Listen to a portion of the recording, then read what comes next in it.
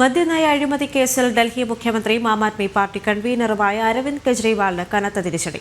കെജ്രിവാളിന് ജാമ്യം നൽകാനുള്ള വിചാരണ കോടതിയുടെ ഉത്തരവ് ഡൽഹി ഹൈക്കോടതി സ്റ്റേ ചെയ്തു. ജാമ്യം നൽകുന്നത് സംബന്ധിച്ച് വിചാരണ കോടതിയുടെ നിരീക്ഷണങ്ങൾ പലതും ശരിയല്ലെന്ന് ഹൈക്കോടതി വ്യക്തമാക്കി. ഡൽഹി മദ്യനയ അഴിമതിയുമായി ബന്ധപ്പെട്ട് കള്ളപ്പണം വെളുപ്പിച്ച കേസിൽ തീഹാർ ജയിലിൽ കഴിയുന്ന അരവിന്ദ് കെജ്രിവാളിന് ജാമ്യം നൽകിയ വിചാരണ കോടതിയുടെ ഉത്തരവിനെ ചോദ്യം ചെയ്താണ് എൻഫോഴ്സ്മെന്റ് ഡയറക്ടറേറ്റ് ഹൈക്കോടതിയെ സമീപിച്ചത്.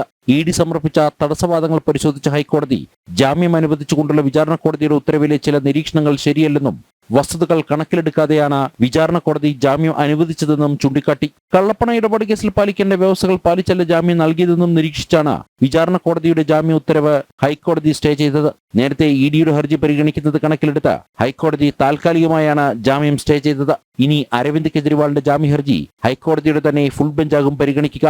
ഹൈക്കോടതിയുടെ സ്റ്റേക്കെതിരെ മുൻപ് സുപ്രീം കോടതിയെ സമീപിച്ചെങ്കിലും കേസിൽ ഡൽഹി ഹൈക്കോടതിയുടെ വിധി വന്ന ശേഷം പരിഗണിക്കാമെന്നായിരുന്നു സുപ്രീം കോടതിയുടെ നിലപാട്. ജനം, ഡൽഹി.